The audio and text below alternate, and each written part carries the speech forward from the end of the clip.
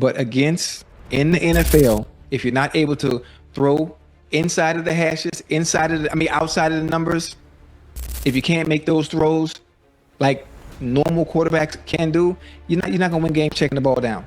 You're just not. Unless you have elite, superior talent around you, you're not going to be able to do it. You're not going to be able to do it. You're just not. I mean, dude, he was 17 for 32, 167. He had 2 TDs today. And for the Browns to have success, the running game has to be on. For the Browns to have success, the running game has to be slap ass on. It just has to, because that's the only way you're going to be able to fool teams is with play action, low RPO, and stuff like that. But just at this point, I don't know what Stfansky's going to do. I think he's going to continue to die on his heel because they truly do not want Shadur to get in there and start. The Cleveland Browns just hit rock bottom again. A 27-20 loss to the New York Jets, a team that barely cracked 200 yards of total offense, and yet somehow they found a way to lose. And if you think that stat alone tells the story, just wait till you hear what UNC and Ocho had to say about it. Because tonight on Nightcap, Shannon Sharpe and Chad, Ochocinco, Johnson didn't hold back. They said what Browns fans have been screaming for weeks, that head coach Kevin Stefanski is dying on a hill made of checkdowns and excuses. And at the center of it all, Dylan Gabriel, a rookie quarterback who's done just enough to keep the offense moving, but not enough to win. You could feel the frustration in Shannon's voice. He said, "I just don't know how you're gonna win games checking the ball down. I just don't know how." And that line, that moment, hit like a punch to the gut for Browns Nation. Because he's right. Gabriel went 17 for 32, 167 yards, 2 touchdowns, and not much else. That's the stat line of a quarterback scared to throw beyond the line of scrimmage. A quarterback playing not to lose, while Shadur Sanders, the spark this team desperately needs, watches from the sideline. How long can you keep your best weapon locked away while the season burns? UNC made it plain. He said, if you can't throw outside the numbers, you're not winning games. And Ocho? He doubled down, pointing out how Cleveland's entire offense lives and dies by the run game. That's the reality. The Browns can't survive unless their running game is slap-ass on, as Ocho said. But when the run game stalls, when defenses stack the box and dare Dylan Gabriel to beat them deep, the result is exactly what we saw against the Jets. A stale, predictable, and defeated offense. So the question is simple: how much longer will Kevin Stefanski keep pretending this is working? Because as Shannon put it, they truly do not want Shadur to get in there and start. Let's call it what it is. It's not just loyalty, it's fear. Fear of what happens if Shadur gets the chance to shine. Now, let's talk about what made this loss sting even more. The Browns didn't just lose, they lost to a Jets team whose quarterback threw 6 completions for 54 yards. You heard that right. 6 completions. 54 yards. And still, Cleveland couldn't win. That's not just bad football, that's dysfunction. That's a team divided at the most important position in sports. Do you honestly believe Stefanski's system is built to win games? Or is he just protecting his guy at quarterback even as the season slips away?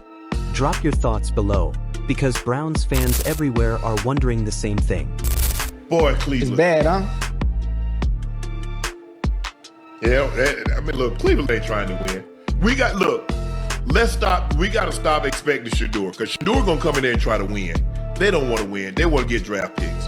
They're going to redo this thing. Yeah, I mean, they're going to redo this thing. And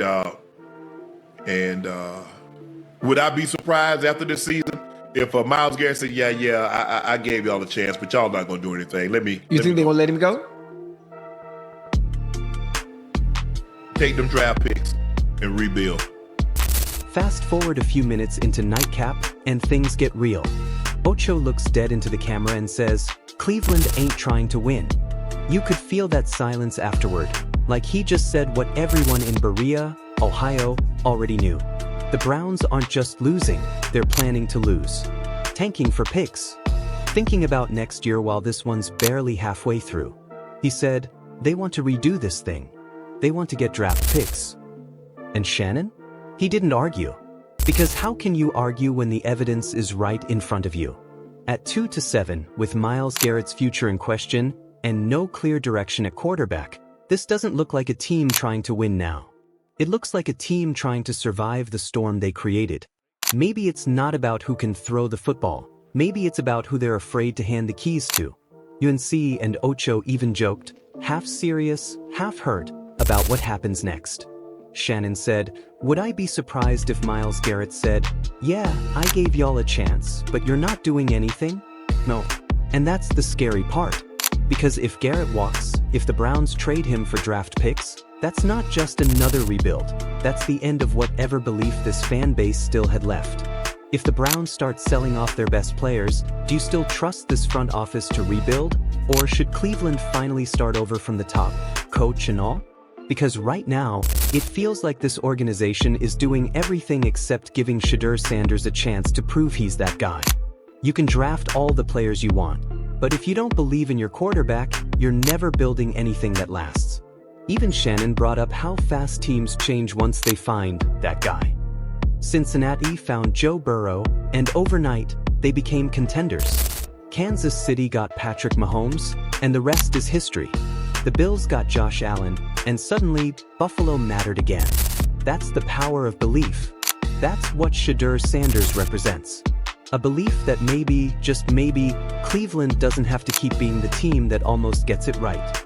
But right now, Kevin Stefanski is betting against that belief.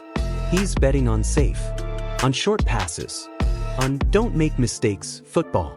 And guess what? That kind of football is losing football.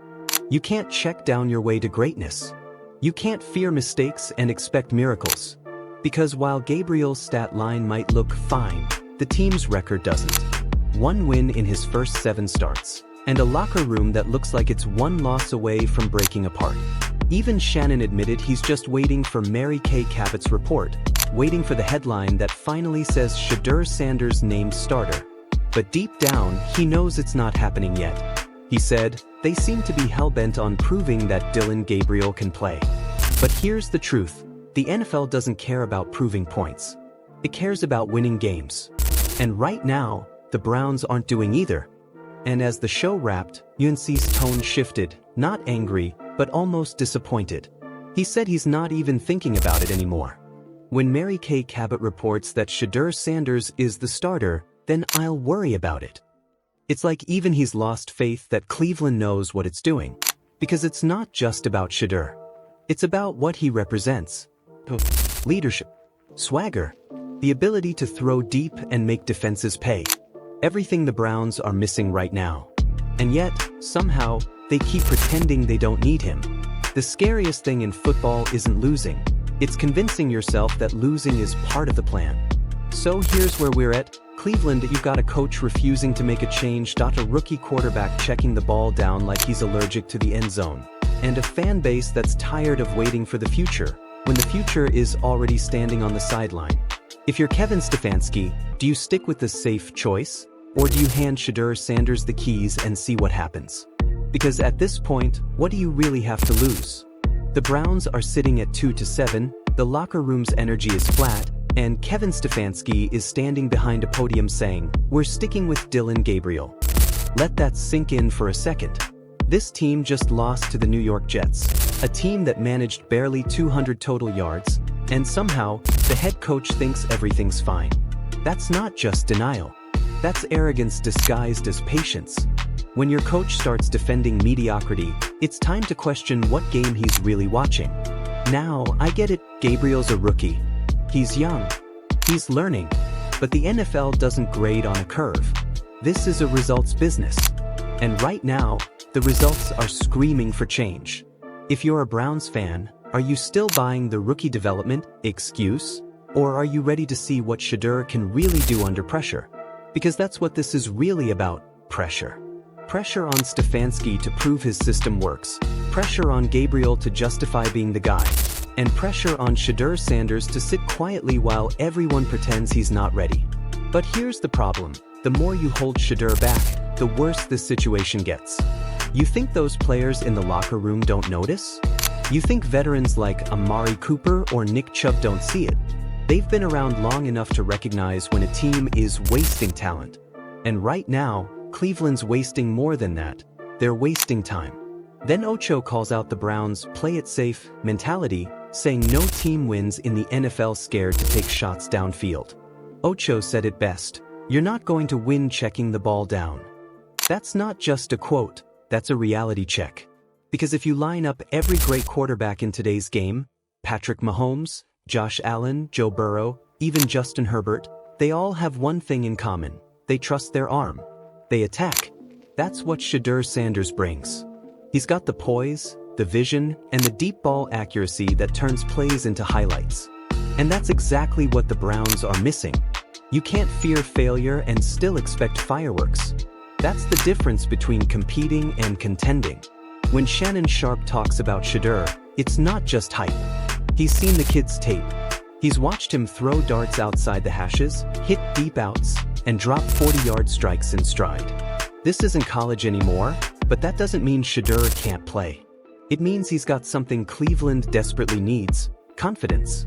And if Stfansky can't see that, then maybe the Browns' real problem isn't under center, it's on the sideline. Let's not forget what Shannon said about Myles Garrett. He questioned whether Garrett, arguably the team's most dominant player, might look at the situation and say, "I gave y'all a chance, but you're not doing anything." That's not speculation. That's a warning.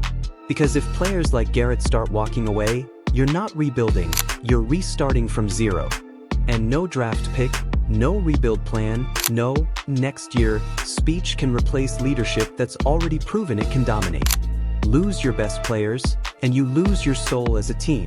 If that happens, it won't just be another lost season. It'll be the moment fans realize Cleveland's stuck in an endless loop. New faces, same results. Would you trade Myles Garrett for picks if it meant another rebuild? Or would you keep him and demand Stfansky finally play to win now? Because this whole trust the process thing doesn't work if the process never leads to progress. Shannon dropped gems in this segment. He said, "You see how quickly Cincinnati turned it around when they got Joe. You see how Buffalo turned it around when they got Josh Allen. You look at Kansas City, when they got Mahomes, what they do. And that right there says it all. Every great team starts with that guy. And if you don't have him, you're just treading water." Stfansky wants to believe Dylan Gabriel might become that guy. But football doesn't run on might. It runs on moments. Moments that define who's built for this stage. And Shadur Sanders has already shown he's built for big moments. He's played under pressure. He's handled criticism. He's carried expectations that most veterans can't even handle. So what are we waiting for?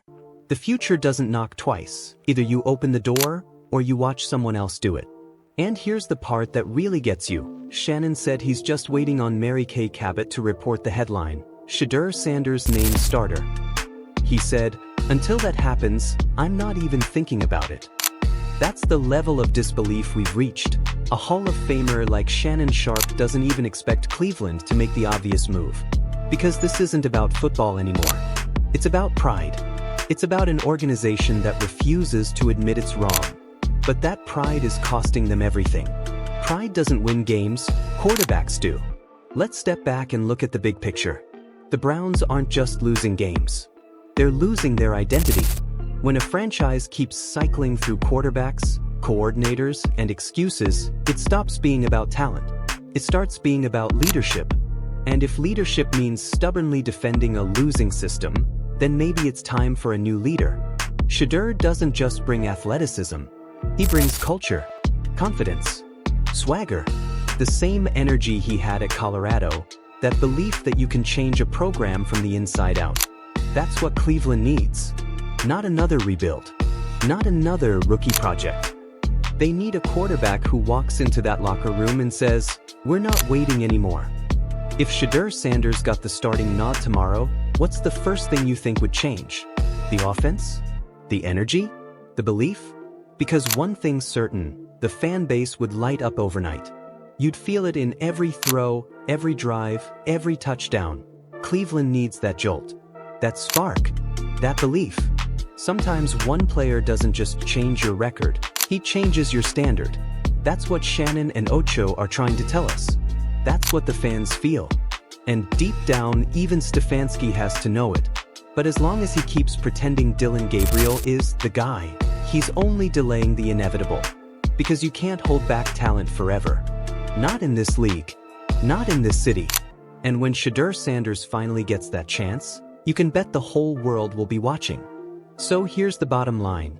The Browns are 2-7. The locker room's restless. The fans are done waiting, and the coach?